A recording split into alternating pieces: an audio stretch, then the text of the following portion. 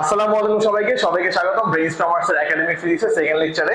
আজকে আমাদের class topic হচ্ছে ফিজিক্স ফার্স্ট পেপার চ্যাপ্টার 2 ভেক্টরের ক্লাস 2। সো আই গেস তোমরা এই লেকচারটা শুরু করার আগে ফিজিক্সের ভেক্টর চ্যাপ্টার লেকচার 1 দেখে এসেছো। সেখানে আমরা স্কেলার এবং ভেক্টর রাশি চিনেছি, স্কেলার এবং ভেক্টরের পার্থক্য দেখেছি এবং একটি গল্পের মাধ্যমে বেশ কিছু ভেক্টর রাশি দেখে এসেছি। সো আজকে ক্লাস টপিক হচ্ছে আমরা কিছু স্পেশাল ভেক্টর রাশি শিখবো। আমরা যখন ভেক্টরের বিভিন্ন অ্যাপ্লিকেশন করব তখন আমাদের এই স্পেশাল ভেক্টর রাশিগুলো দরকার হবে। সো আজকের ক্লাসে শুরু করার আগে সবাই ভেক্টর লেকচার 1টি দেখে আসবে এবং দেন এই ক্লাসে শুরু করবে। সো চলো আমরা ডিরেক্ট ক্লাসে চলে যাই। আজকে ক্লাস টপিক হচ্ছে মেইনলি কিছু স্পেশাল ভেক্টর রাশি। আমার সামনে ভেক্টরের অ্যাপ্লিকেশনে আমি অনেক ধরনের ভেক্টর রাশির নাম বলবো। সো এই কোনটা কি ভেক্টর এগুলো আমরা একটু শুরু থেকে জেনে নিই। সবার প্রথমে একক ভেক্টর বা ইউনিট ভেক্টর। আমরা নাম থেকেই বুঝতেছি এখানে একটা এক বা ওয়ান এর ছোঁয়া থাকতে পারে, অ্যাবসলিউটলি রাইট। তাহলে আসলে আমরা ফার্স্টে একক ভেক্টরের ডেফিনিশনটা শিখে নিই। একক ভেক্টর কি? যে সকল ভেক্টরের মান বা লেন্থ বা ম্যাগনিটিউড মাত্রা এক তাকে বলা হচ্ছে একক ভেক্টর। কিন্তু ভাইয়া এটা তো একটা ভেক্টর, শুধুই কি মান থাকবে? না, এটা একটা ডিরেকশনও থাকবে। তাহলে যেই সকল ভেক্টর রাশির, আমি যেহেতু বলতেছি যেই সকল ভেক্টর রাশি, তার মানে কি অবশ্যই এটা একটা ডিরেকশন আছে। যেই সকল ভেক্টর রাশির মান হচ্ছে 1 বা 1 তাকে বলা হচ্ছে একক ভেক্টর। একটু ডেফিনিশনটা পড়ে নিই। একক ভেক্টর হলো এমন একটি ভেক্টর যার মাত্রা বা দৈর্ঘ্য হচ্ছে 1 ইউনিট। ঠিক আছে, যার মাত্রা বা দৈর্ঘ্য হচ্ছে 1 ইউনিট। এর প্রধান উদ্দেশ্য হলো ভাইয়া দিক নির্ণয় করা। এটা কেন বলছো ভাইয়া? ওকে, এটা আমরা সামনের স্লাইডে পড়বো। আর তোমাদের ইংলিশ ভার্সনের জন্য ইংলিশ ডেফিনেশনটা এখানে দেয়া আছে। তোমরা ভিডিওটা পজ করে ডেফিনেশন গুলো খাতায় অবশ্যই নোট করবে, কজ নিজের হ্যান্ড নোট না থাকলে না পড়াশোনাটা হয় না। সো ভাইয়ার স্লাইডে যা যা আছে, ভাইয়ার রেকর্ডিংটা পজ করবো, ভিডিওটা পজ করে এগুলো অবশ্যই খাতায় লিখবো যে যার ভার্সন অনুযায়ী। ওকে, আমরা নেক্সট একক ভেক্টরের কিছু গুরুত্ব দেখি যে আমরা কেন এই একক ভেক্টর বা ইউনিট ভেক্টরটা পড়বো। সবার শুরুতে একক ভেক্টর হচ্ছে দিক নির্ধারণ করতে ব্যবহার করা হয়। আচ্ছা, এটার কাজ কি একটু বুঝি ভাইয়া।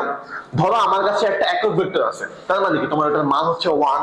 ধরো এটার মান হচ্ছে 1, এটা হচ্ছে মান বা ম্যাগনিটিউড, আর একটা দিক আছে, ধরলাম দিক হচ্ছে থিটা।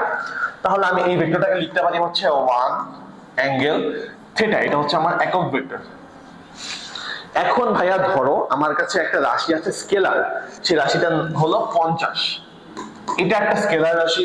আমরা মোমেন্টামে দেখে আসছি P = mv। একটা স্কেলার এবং একটা ভেক্টরকে গুণ করলে আমরা একটা ভেক্টর রাশি পাই। তাহলে আমি যদি এইটাকে 50 কে 1 অ্যাঙ্গেল থিটা দিয়ে গুণ করি তাহলে আমি কি পাবো? 50 অ্যাঙ্গেল থিটা। তাহলে দেখো আমার একক ভেক্টরটা এই স্কেলার কোয়ান্টিটির সাথে গুণ করে স্কেলার কোয়ান্টিটির ম্যাগনিটিউডে কোনো পরিবর্তন আনে নাই, কারণ এটা হচ্ছে 1। যে কোনো সংখ্যাকে 1 দিয়ে গুণ করলে কোনো পরিবর্তন হয় না। চেঞ্জটা কোথায় আসলো ভাইয়া? এই 50 এর আগে কোনো ডিরেকশন ছিল না, কিন্তু একক ভেক্টর দিয়ে গুণ করার পরে একটা নতুন ডিরেকশন অ্যাড হয়ে গেছে। এটাই বলা হয়েছে যে আমার একক ভেক্টর ডিরেকশন স্পেসিফাই করতে ইউজ করা হয়, কোন একটা দিক নির্ধারণ করতে ব্যবহার করা হয়। তো এখন আমরা একক ভেক্টর কিভাবে পেতে পারি? কোন একটা ভেক্টরকে তার মান বা ম্যাগনিটিউড দিয়ে যদি ভাগ করি তাহলে আমরা একক ভেক্টর পাই। এটা একটু বুঝি আমরা। সো ধরি ভাই আমার কাছে এখন আরেকটি ভেক্টর আছে যার মান হচ্ছে ধরো 40 এবং তার দিক হচ্ছে ধরলাম 30 ডিগ্রি। এখন এটার মান কত? 40। আমি যদি এই ভেক্টরটাকে 40 দিয়ে ভাগ করি তাহলে দেখো একটা মান দিয়ে ভাগ করতেছি, দিকের তো কোনো চেঞ্জ হবে না। 40 আর 40 কাটাকাটি করলে আসবে 1, তাহলে এটা কি হবে? 1 অ্যাঙ্গেল 30 ডিগ্রি। তাহলে দেখো এটা একটা ইউনিট ভেক্টর পেয়ে গেলাম। ইউনিট কেন বলতেছি? কজ এটার মান 1। ভেক্টর কেন বললাম? কজ এখানে একটা ডিরেকশন আছে। তাহলে আমরা কোনো একটা ভেক্টরকে যদি তার মান দিয়ে ডিভাইড করে দেই তাহলে আমরা পাবো হচ্ছে একটা ইউনিট ভেক্টর। ওকে, নেক্সট ভাই আমরা একক ভেক্টরের কিছু প্রপার্টি দেখি। এগুলো আমরা অলরেডি এখন বুঝে গিয়েছি, একটু ফাস্ট ফরওয়ার্ড করি। একক ভেক্টরের মান হচ্ছে 1 বা 1। এটার অবশ্যই একটা স্পেসিফিক ডিরেকশন থাকবে। নাও যেটা ইম্পর্টেন্ট, আমরা একটা একক ভেক্টরকে কিভাবে রিপ্রেজেন্ট করতে পারি। ওকে, গুড। আমরা ইউজুয়ালি ইংলিশ অ্যালফাবেট গুলো দিয়ে ভেক্টর রিপ্রেজেন্ট করি। সেখানে আমরা ক্যাপিটাল লেটার বা ব্লক লেটার দিয়ে হচ্ছে যে কোনো র্যান্ডম ভেক্টর ডিফাইন করি এবং স্মল লেটার দিয়ে হচ্ছে একক ভেক্টর ডিফাইন করি। সো ধরি আমার এ হচ্ছে একটা একক ভেক্টর। এখন এটাতে আমি দেখি একক ভেক্টর বুঝতেছি না, এই জন্য এটা উপরে একটা হ্যাট সাইন ইউজ করতে হয়। এটাকে বলা হচ্ছে হ্যাট এ হ্যাট এইটা হচ্ছে একটা ইউনিট ভেক্টর বা একক ভেক্টর। তাহলে একক ভেক্টর ডিফাইন করার জন্য বা রিপ্রেজেন্ট করার জন্য আমার কি সাইন ইউজ করতে হয়? একটা হ্যাট ইউজ করতে হয়। তাহলে কোন অ্যালফাবেটের উপরে যদি আমি হ্যাট দেখি তাহলে আমরা বুঝবো হচ্ছে সেটা একটা একক ভেক্টর। ওকে, নেক্সট আমরা কিছু কমন একক ভেক্টর দেখি। আমার ভেক্টর ক্লাসে অ্যাপ্লাই করার জন্য কিছু কমন একক ভেক্টর শিখি। সো আমার কার্টেসিয়ান স্থানাঙ্কের অবস্থায় তিনটা অক্ষ আছে আমরা জানি, এক্স অক্ষ, ওয়াই অক্ষ, জেড অক্ষ। তোমরা ক্লাস 9-10 পর্যন্ত শুধুমাত্র এক্স এবং ওয়াই বা হচ্ছে 2D নিয়ে কথাবার্তা বলেছো, কিন্তু এখন আমরা এক্স ওয়াই জেড তিনটা ডাইমেনশন নিয়ে কথাবার্তা বলবো। সো আমার এই তিনটা ডাইমেনশনে তিনটা ইউনিট ভেক্টর আছে যারা খুবই কমন। একটা হচ্ছে আই হ্যাট বা আই ক্যাপ বলে এটাকে, একটা জে ক্যাপ, একটা কে ক্যাপ। আপাতত খালি এইটুকুই দেখো, আমরা নেক্সট স্লাইডে এগুলো আরো ইন ডিটেইল পড়বো। ওকে, সো এই ছিল একক ভেক্টর। সামারাইজ করতে গেলে আরেকবার বলে দিই, একক ভেক্টরের মান হচ্ছে 1, একটা স্পেসিফিক ডিরেকশন থাকবে এবং একে রিপ্রেজেন্ট করার জন্য একটা হ্যাট বা ক্যাপ ইউজ করতে হয়। ওকে, নেক্সট এরপর আসে হচ্ছে আমার আয়ত একক ভেক্টর বা রেক্টেঙ্গুলার ইউনিট ভেক্টর। আগে আমরা নামটা থেকে বুঝি। দেখো এটা একটা একক ভেক্টর, যেহেতু নামে আছে এটা অবশ্যই একক ভেক্টর, মানে এটার মান থাকবে 1 এবং এটা ডিরেকশন থাকবে। নাও আয়ত কেন বলতেছি? কোন একটা আয়তক্ষেত্রের কি থাকে? দৈর্ঘ্য থাকে, প্রস্থ থাকে এবং উচ্চতা থাকে, মানে হচ্ছে তিনটা ডাইমেনশন থাকে। তাহলে আমি এইখানে যে একক ভেক্টর গুলো শিখবো ওগুলো তিন ডাইমেনশনে থাকবে। সো আসো আমরা একটু ডেফিনিশনটা দেখে নিই। ত্রিমাত্রিক কার্টেসিয়ান স্থানাঙ্কের অবস্থা, আমরা ক্লাস 9-10 পর্যন্ত যে কার্টেসিয়ান প্লেন পড়েছিলাম সেটা ছিল 2D। এখন থেকে আমরা পড়বো হচ্ছে ত্রিমাত্রিক বা 3D কার্টেসিয়ান প্লেন। ত্রিমাত্রিক কার্টেসিয়ান স্থানাঙ্কের অবস্থায় তিনটি ধনাত্মক অক্ষ বরাবর, আমরা যখন সংজ্ঞাটা লিখবো প্রতিটি কি পয়েন্টে ফোকাস করতে হবে। আমি প্রত্যেকটা কি পয়েন্ট এখানে মার্ক করে দিচ্ছি। কেন ধনাত্মক অক্ষ বললাম? কজ আমরা 9-10 যখন পড়েছি, একটু যদি আমি লিখি এখানে, আমরা এভাবে শিখেছিলাম যে এইটা আমার এক্স অ্যাক্সিস, এটা আমার ওয়াই অ্যাক্সিস, এই পাশে দিতাম হচ্ছে এক্স প্রাইম, এখানে দিতাম হচ্ছে ওয়াই প্রাইম। এক্স প্রাইম দিয়ে বোঝাতাম এক্স অক্ষের ঋণাত্মক দিক, ওয়াই প্রাইম দিয়ে বোঝাতাম ওয়াই অক্ষের ঋণাত্মক দিক। সো আমার প্রতিটা ধনাত্মক এবং ঋণাত্মক দুইটা দিকই আছে। ওকে, সো আমার শুধু ফার্স্ট থেকে শুরু করি। ত্রিমাত্রিক কার্টেসিয়ান প্লেনের তিনটি ধনাত্মক অক্ষ বরাবর যে তিনটি একক ভেক্টর বিবেচনা করা হয় তাদেরকে একত্রে বলা হয় হচ্ছে আয়ত একক ভেক্টর। আরেকবার বলি, ত্রিমাত্রিক কার্টেসিয়ান স্থানাঙ্কের অবস্থায় সংখ্যার প্রতিটা পিন পয়েন্ট ইনফরমেশন গুলো লিখতে হবে। প্রথমে কি, ত্রিমাত্রিক কার্টেসিয়ান স্থানাঙ্কের অবস্থায় তিনটি ধনাত্মক অক্ষ বরাবর যে তিনটি একক ভেক্টর বিবেচনা করা হয় তাদের তিনজনকে একসাথে বলা হয় হচ্ছে আয়ত একক ভেক্টর। ওকে, সো আমরা সংজ্ঞা বুঝলাম। আমরা সামনে স্লাইডে আয়ত একক ভেক্টরটা আরেকটু ফিল করি। আচ্ছা, আয়ত একক ভেক্টর কোন তিনটা বলো তো? আমরা অলরেডি এতক্ষণে বুঝে গিয়েছি। আমরা একটু আগে যে আই হ্যাট, জে হ্যাট এবং কে হ্যাট পড়েছিলাম সেই তিনটাই হচ্ছে আমার আয়ত একক ভেক্টর। আমরা একটু আগে দেখেছিলাম হচ্ছে আই হ্যাট, জে হ্যাট এবং কে হ্যাট। আই হ্যাট হচ্ছে পজিটিভ এক্স অ্যাক্সিস বরাবর, জে হ্যাট হচ্ছে পজিটিভ ওয়াই অ্যাক্সিস বরাবর, আর কে হ্যাট হচ্ছে পজিটিভ জেড অ্যাক্সিস বরাবর।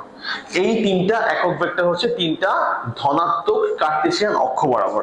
নাও আয়ত একক ভেক্টরের গুরুত্ব কি, বা আমি এই ভেক্টরটা কেন শিখবো? প্রথমত, তারা কোন ভেক্টরকে একটি একক ভেক্টর গুলোর সমষ্টি হিসেবে বিবেচনা করে, কিছু একক ভেক্টরের সমষ্টি হিসেবে বিবেচনা করে। আচ্ছা, এটা আমরা নেক্সট স্লাইডে বুঝবো। আর কি আছে দেখো, আমার এই আয়ত একক ভেক্টরের জন্য আমার ভেক্টর যোগ অথবা বিয়োগ অথবা গুণ এই ভেক্টর অপারেশন গুলো করা সহজ হয়। আচ্ছা, আমরা তো ভেক্টর অপারেশন আরেকটু অ্যাডভান্স হয়ে শিখবো। আপাতত এইটা বুঝি যে আমার একটা ভেক্টরকে কিছু একক ভেক্টরের সমষ্টি হিসেবে কিভাবে বিবেচনা করে, এটা একটু শিখি আমরা। ওকে, সো দেখো, ধরো এটা হচ্ছে আমার কার্টেসিয়ান প্লেন 3D অ্যাক্সিস। এইটা বোঝার জন্য সবাই আই গেস নিজের রুমে বসে ক্লাস করতেছো। সো নিজের রুমের যে কোনো একটা কর্নারের দিকে তাকাও। ধরো এইটা হচ্ছে তোমার রুমের কর্নারটা, এই হচ্ছে তোমার রুমের কর্নারটা। সো রুমের কর্নারের দিকে তাকালে আমরা তিনটে অ্যাক্সিস খুব ইজিলি ফিল করতে পারি। তাহলে দেখো, তোমার এই একটা ওয়াল হচ্ছে এক্স অ্যাক্সিস, অন্য ওয়াল ওয়াই অ্যাক্সিস এবং পারপেন্ডিকুলারলি লম্বভাবে উপর দিকে যে ওয়ালটা গেল সেটা হচ্ছে আমার জেড অ্যাক্সিস। সো একটা রুমের কর্নার ফিল করলে আমার 3D প্লেনটা ফিল করাটা খুবই ইজি। তাহলে এখন চলো আমরা 3D প্লেনে তোমার নিজের অবস্থানটাই খুঁজি, তুমি কোথায় বসে আছো। সো ধরো তুমি হচ্ছে তোমার রুমের মাঝামাঝি কোনো একটা জায়গায় বসে আছো। সো লেট তোমার মাথা বা তোমার অবস্থান হচ্ছে এই জায়গাটায়, তোমার অবস্থানটা হচ্ছে এই জায়গাটা। এখানে আমি একটা পয়েন্ট দেই এক্স ওয়াই জেড। এটা কিন্তু অবশ্যই একটা 3D পয়েন্ট। এই রুমটা কিন্তু ভাসমান একটা পয়েন্ট। ধরো আমার এই কলমটা কিন্তু ভাসমান পয়েন্ট, এটা কোনোভাবেই কোনো তলে চিন্তা করবে না। তাহলে এখন আমার এই পয়েন্টটায় আসতে হবে। তাহলে এই পয়েন্টটায় আসার জন্য ধরলাম আমি এক্স অক্ষ বরাবর এক্স পরিমাণ ডিস্টেন্স গেলাম, এইটুকু ডিস্টেন্স এক্স। তারপরে ওয়াই অক্ষ বরাবর ওয়াই পরিমাণ ডিস্টেন্স আসলাম, হ্যাঁ এখানে দেখাই ওয়াই অক্ষ বরাবর ওয়াই পরিমাণ ডিস্টেন্স আসলাম। তারপরে ভাইয়া জেড অক্ষ বরাবর জেড পরিমাণ ডিস্টেন্স গেলে আমি হচ্ছে এই পয়েন্টটা পাবো। তাহলে দেখো আমার এই 3D পয়েন্টে আসার জন্য তিনটা অক্ষ বরাবর আসতে হয়েছে। প্রথমে এক্স অক্ষ, তারপর ওয়াই অক্ষ, তারপর উপরে আসলে জেড অক্ষ। তাহলে আমার এই 3D অবস্থানটার জন্য তিনটা ভ্যালু লাগছে। এখন দেখো এই এক্স ওয়াই জেড তিনটাই তো মান, আমার তো লাগবে একটা অবস্থান বা একটা ডিরেকশন। তাহলে এই জন্য আমি এক্স কে যদি এই এক্স অক্ষ বরাবর যে একক ভেক্টর দিয়ে গুণ করি তাহলে পাবো কি আমি এক্স আই হ্যাড। এখন দেখো এটার মান কত, এটার মান হচ্ছে এক্স, কারণ এটা একটা একক ভেক্টর। একক ভেক্টর দিয়ে গুণ করলে মানের কোনোই পরিবর্তন হয় না, আমরা একটু আগে দেখে আসছি। এখন ভাইয়া এই এক্স এর আগে কোনো ডিরেকশন ছিল না, এখন আই দিয়ে গুণ করার ফলে একটা ডিরেকশন স্পেসিফাই হয়ে গেল। ডিরেকশনটা কোন দিকে? ধনাত্মক এক্স অক্ষ বরাবর, কারণ আমরা শিখে এসেছি যে আই হ্যাড এর ডিরেকশন হলো ধনাত্মক এক্স অক্ষ বরাবর। তাহলে এটা কি হবে? এটা হবে হচ্ছে ওয়াই জে, যার মান হচ্ছে ওয়াই এবং ডিরেকশন হবে ধনাত্মক ওয়াই অক্ষ বরাবর। আর এটা হবে হচ্ছে জেড কে, যার ডিরেকশন হচ্ছে ধনাত্মক জেড অ্যাক্সিস বরাবর আর মান হচ্ছে জেড। তাহলে এই তিনটা ভেক্টরকে যোগ করলে কি আমি আমার এই ভেক্টরটা পাবো। এই ভেক্টরটা যদি পি ভেক্টর হয় তাহলে আমি পি সমান কি লিখতে পারি? পি সমান লিখতে পারি হচ্ছে এক্স আই হ্যাড, এক্স অক্ষ বরাবর যাওয়া শেষ, plus Y J hat, Y অক্ষ বরাবর যাওয়া শেষ, plus Z K hat. So আমার পি বিন্দুতে আসার জন্য দেখো তিনটা ভেক্টরকে যোগ করা লাগছে। সো যোগ করার জন্য আমি কি করেছি? এদের এক্স অক্ষ বরাবর যতটুকু এসেছি ওইটাকে একটা একক ভেক্টর দিয়ে গুণ করলাম, ওয়াই অক্ষের ক্ষেত্রেও সেম, জেড অক্ষের ক্ষেত্রেও সেম। সো এটাই এখানে লিখেছিল যে আমার দেখো আমার কোন একটা ভেক্টরকে বিভিন্ন ভেক্টরের যোগফল হিসেবে প্রকাশ করে। জাস্ট ফর এক্সাম্পল এখানে আরেকটা র‍্যান্ডম ভেক্টর দেওয়া আছে, ধরো এ ভেক্টর। এ ভেক্টরকে কি বলা আছে? A X I hat plus A Y J hat plus A Z K hat. তার মানে কি আমার এ ভেক্টরকে পেতে হলে এক্স অক্ষ বরাবর এ এক্স পরিমাণ যেতে হবে, ওয়াই অক্ষ বরাবর এ ওয়াই পরিমাণ যেতে হবে এবং ধনাত্মক জেড অক্ষ বরাবর এ জেড পরিমাণ যেতে হবে। এখানে লিখে দেওয়া আছে যেখানে A X A Y A Z হচ্ছে এদের এক্স ওয়াই জেড অক্ষ বরাবর তিনটা উপাদান। এম আই ক্লিয়ার সবাই? আই গেস বুঝতে পারছি। তাহলে এই হলো আমার আয়ত একক ভেক্টর। Okay next. সো আমরা এখন নেক্সট যে ভেক্টরটা বলবো সেটা হচ্ছে অবস্থান ভেক্টর। সো অবস্থান ভেক্টর মানে কি? আমরা কোনো একটা পয়েন্টের অবস্থান বের করব। সো অবস্থানের জন্য আমার সবার আগে জানতে হবে রেফারেন্স ফ্রেম বা প্রসঙ্গ কাঠামোটা কোথায় আছে। সো অবস্থান ভেক্টরের জন্য বা আমরা কোনো ভেক্টর বা কার্টেসিয়ান কোঅর্ডিনেটে কোনো ভেক্টর বের করতে গেলেই আমার বাই ডিফল্ট আমরা রেফারেন্স ফ্রেম ধরে নিই মূল বিন্দু বা অরিজিনে।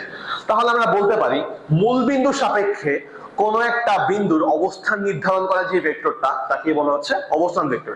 এক কথা কি লিখবো? মূল বিন্দুর সাপেক্ষে কোন একটি বিন্দু বা বস্তুর অবস্থান নির্ধারণকারী ভেক্টরকে বলা হচ্ছে অবস্থান ভেক্টর। আসল সংজ্ঞাটা একবার পড়ে নিই। এটা হচ্ছে একটি নির্দিষ্ট বিন্দুর অবস্থান কার সাপেক্ষে? মূল বিন্দুর সাপেক্ষে।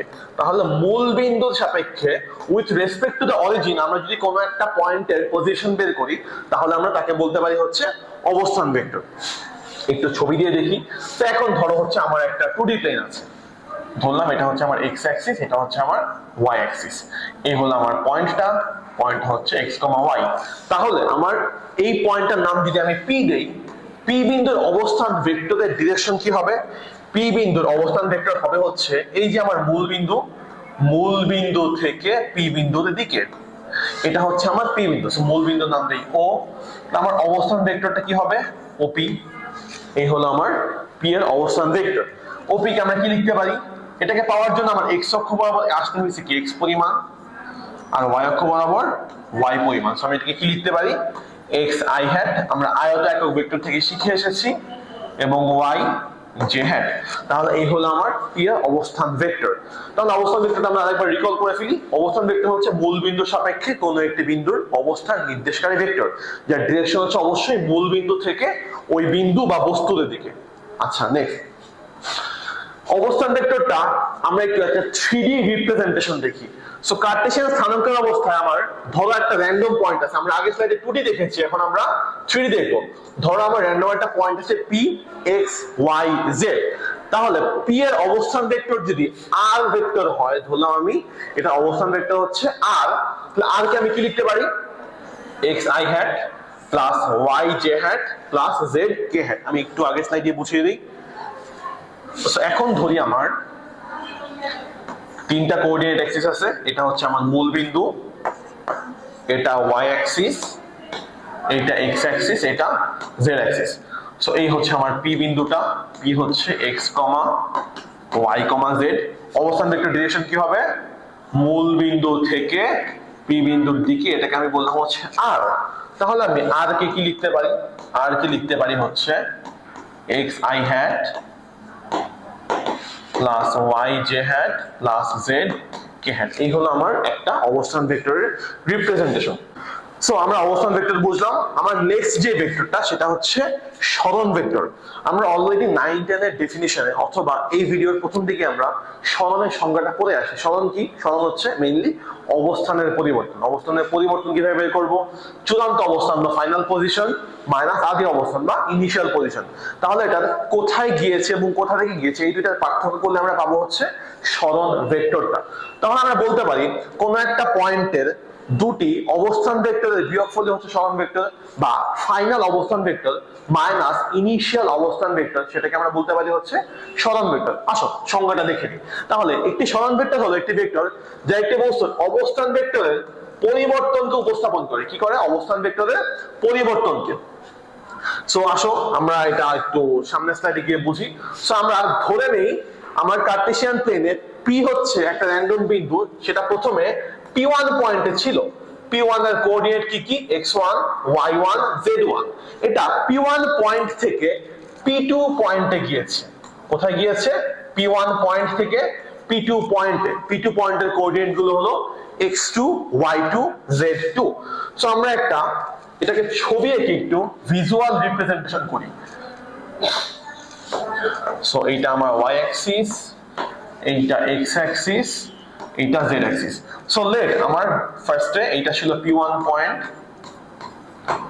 x1 y1 z1, আর এটা হলো আমার p2 point, x2 y2 z2। তাহলে আমার এটা হচ্ছে p1 থেকে p2 পয়েন্টের দিকে গেল। আমি একটু অন্য কালারে ডিফাইন করে দেই। এখানে আমার গ্রিন দুইটা পয়েন্ট হচ্ছে ইনিশিয়াল আর ফাইনাল পয়েন্ট, এবং ইয়েলো লাইনটা হচ্ছে আমার সরণ ভেক্টর বা ডিসপ্লেসমেন্ট ভেক্টর। তাহলে সরণ ভেক্টর, এই ভেক্টরটার নাম যদি আমি দেই হচ্ছে d, ডি ভেক্টর আমরা কিভাবে বের করতে পারি, আমরা জানি হচ্ছে final position minus initial position তিনটা অক্ষেই। তাহলে x অক্ষের জন্য কি লিখতে পারি, x2 মাইনাস x1, এটা হচ্ছে আমার অবস্থানের পরিবর্তনটা। ভেক্টরের জন্য দিতে হবে i hat plus y2 minus y1 j hat plus z2 minus z1 k hat। এইটা হচ্ছে আমার সরণ ভেক্টরটা।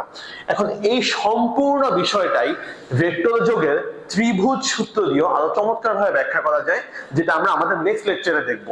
সো আপাতত আমরা সরণ ভেক্টরে কি দেখলাম, একটা পয়েন্ট p1 থেকে p2 অবস্থানে গেল।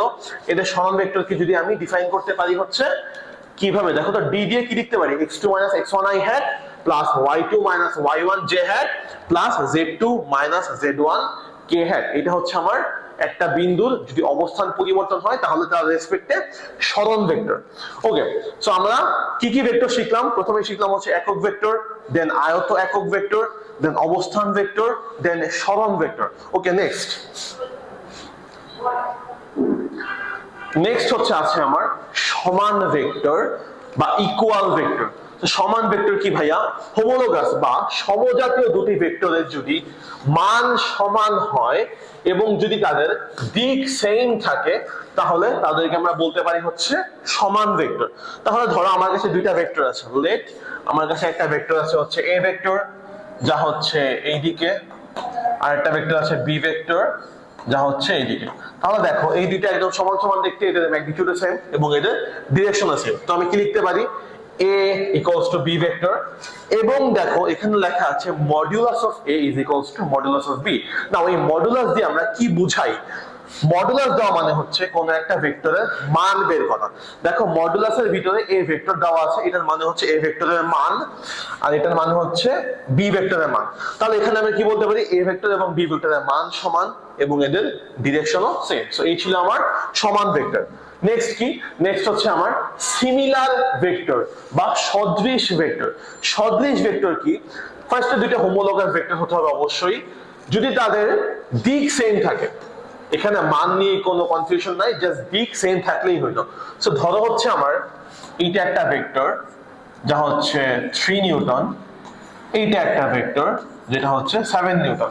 দেখো দুইটা ভেক্টরের মান কিন্তু ডিফারেন্ট, কিন্তু এদের ডাইরেকশন সেম বা দিক সেম, এই জন্য এদেরকে বলতে পারি হচ্ছে সদৃশ ভেক্টর। সো এখানে দেখো এ একটা ভেক্টর, বি একটা ভেক্টর, দুইটা ভেক্টর আলাদা কিন্তু ডিরেকশন সেম, এই জন্য আমরা বলতে পারি হচ্ছে সদৃশ ভেক্টর। ওকে নেক্সট, এরপর হচ্ছে আমার বিসদৃশ ভেক্টর। ইতিমধ্যে বোঝা যাচ্ছি যে দুইটা ভেক্টরের ডিরেকশন যদি এক্স্যাক্টলি অপোজিট হয়, একটু আগে 3 নিউটন যদি এদিকে থাকে আর 7 নিউটন যদি এক্স্যাক্টলি 180 ডিগ্রি বিপরীত দিকে থাকে, তাহলে আমরা তাকে বলতে পারি হচ্ছে বিসদৃশ ভেক্টর। সো বিসদৃশ ভেক্টরের পর আমরা যেটা শিখবো সেটা হচ্ছে ঋণাত্মক ভেক্টর বা নেগেটিভ ভেক্টর। সো যদি দুটি ভেক্টরের মান সেম থাকে কিন্তু দিক যদি ডিফারেন্ট হয়, তাহলে দেখো এই দুইটার মান সেম, দিক ডিফারেন্ট। এখন ভাইয়া মান সেম, আপনি নেগেটিভ কেন দিচ্ছেন? এই নেগেটিভটা হচ্ছে ডিফারেন্ট ডিরেকশনের জন্য। সো আমি ধরি হচ্ছে আমার এইটা একটা ভেক্টর, এটা হচ্ছে ধরলাম এইদিকে 5 নিউটন, এবং এইটা একটা ভেক্টর, এটা হচ্ছে এইদিকে 5 নিউটন। দেখো এদের মান সেম কিন্তু এদের ডিরেকশন হচ্ছে এক্স্যাক্টলি 180 ডিগ্রি ডিফারেন্ট। তাহলে যদি দুটি ভেক্টরের মান সেম কিন্তু ডিরেকশন ডিফারেন্ট হয়, তাহলে আমরা তাকে বলবো হচ্ছে ঋণাত্মক ভেক্টর। আসলে আমরা নেগেটিভ সাইডের সিগনিফিকেন্স বুঝি।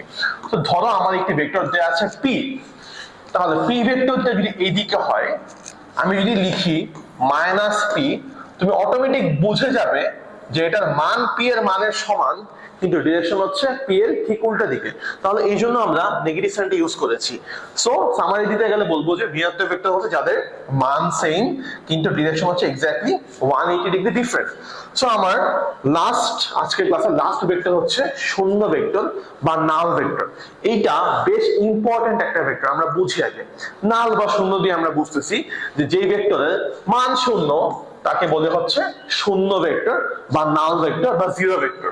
এখন ভাইয়া ভেক্টর মানে তো একটা মান থাকবে, একটা ডিরেকশনও থাকবে, কিন্তু শূন্য ভেক্টরের কোনো নির্দিষ্ট ডিরেকশন থাকে না। আবারও বলতেছি, শূন্য ভেক্টর হচ্ছে এমন একটা ভেক্টর যাদের কোনো সুনির্দিষ্ট ডিরেকশন নেই। ধরো তুমি দুইটা সমান সমান ভেক্টর যাদের দিক সেম, মান সেম, এদেরকে বিয়োগ করে দিলাম, ঠিক আছে? সো আমি একটা শূন্য ভেক্টরের ছোট্ট এক্সাম্পল দেখাই। ধরো তোমার কাছে এটা একটা বল আছে, আমরা তো অনেকে ছোটবেলায় টাগ অফ ওয়ার খেলেছি। সো ধরো তুমি বলটাকে এইদিকে 7 নিউটন বল দিয়ে টানতেছো, 7 নিউটন ফোর্স দিয়ে টানতেছো। তোমার ফ্রেন্ড এসে বিপরীত দিকে, এক্স্যাক্টলি বিপরীত দিকে আবার 7 নিউটন ফোর্স দিয়ে টানলো। তাহলে দেখো এই বলের উপর ডান দিকের ফোর্স 7 নিউটন, বাম দিকের ফোর্স 7 নিউটন। তাহলে এটার উপর লব্ধি বল কত? এফ নিট বা রেজাল্টেন্ট ফোর্স কত বলতো? 7 নিউটন মাইনাস 7 নিউটন বা 0 নিউটন। এখন দেখো দুইটা ভেক্টরকে আমি বিয়োগ করলাম, এটাও একটা ভেক্টর ডিরেকশন ছিল, এটাও একটা ভেক্টর ডিরেকশন ছিল। দুইটা ভেক্টরকে বিয়োগ করলে আমি অবশ্যই একটা ভেক্টর পাবো।